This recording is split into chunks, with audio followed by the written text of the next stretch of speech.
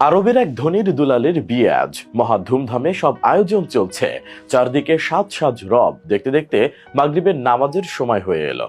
মেয়েটিকে সুন্দর করে সাজিয়ে সাদা বিয়ের পোশাক পরানো হলো। এই করতে করতে এশার নামাজের সময় হয়ে এলো। মেয়েটির তখন মনে পড়লো তার অজু নেই।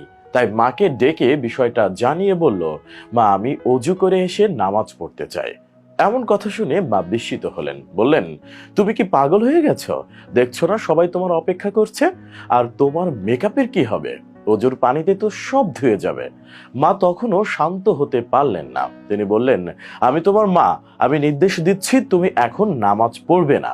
তুমি যদি এখনো জেদ করো তবে আমি কষ্ট পাবো। মেয়ে জবাব দিল, নামাজ না পড়ে আমি এখান থেকে যাব না। তুমি জানো না নামাজ নিয়ে মানুষ আল্লাহর অবাধ্য হতে পারে না? তার মা জবাব দিলেন, মেকআপ ছাড়া তোমাকে দেখলে মেহমানরা কি বলবে? তাদের চোখে তোমাকে কি সুন্দর লাগবে? সবাই তোমাকে নিয়ে হাসি ঠাট্টা করবে। মেয়ে তখন বলল, মা, তুমি কি এটা চিন্তা করছো যে আমি আমার সৃষ্টিকর্তার কাছে সুন্দর কিনা?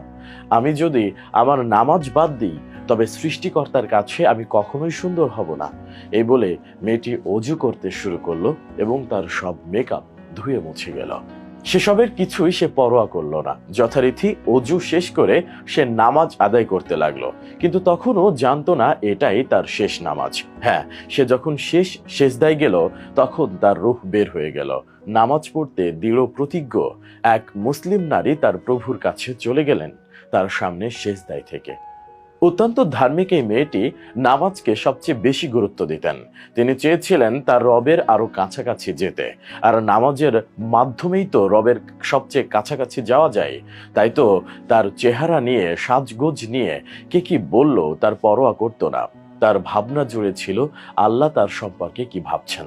হাদিস শরীফে এসেছে, আমাদের প্রিয় নবী হযরত মুহাম্মদ সাল্লাল্লাহু আলাইহি ওয়াসাল্লাম বলেছেন, যখন আল্লাহ কোনো ব্যক্তির ভালো চান তাকে মধ্যমণি করে তোলেন। কেউ কেউ রাসূল সাল্লাল্লাহু আলাইহি ওয়াসাল্লামকে জিজ্ঞেস করলো, হে আল্লাহর রাসূল, মধ্যমণি করার মানে কি? আল্লাহর রাসূল সাল্লাল্লাহু আলাইহি ওয়াসাল্লাম বলেন, মৃত্যুর আগে তাকে ভালো কাজে লিপ্ত করেন এবং সে অবস্থায় তাকে মৃত্যু দান করেন। অর্থাৎ মহান আল্লাহ যার ভালো চান তাকে মৃত্যুর আগে হেদায়েত নসিব করেন। তবে নসিব করেন তাকে যে পাপ কাজ ত্যাগ করে আল্লাহর পথে ফিরে আসে এবং আমৃত্যু নেক আমলের মাধ্যমে জীবন অতিবাহিত করে। আহা, কি ভাগ্যবান সেই মেয়ে!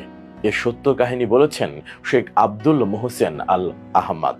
ঘটনাটি ঘটেছে সৌদি আরবের রাজধানীর আভায়। তবে তিনি মেয়েটি বা তার পরিবারের পরিচয় প্রকাশ করেননি।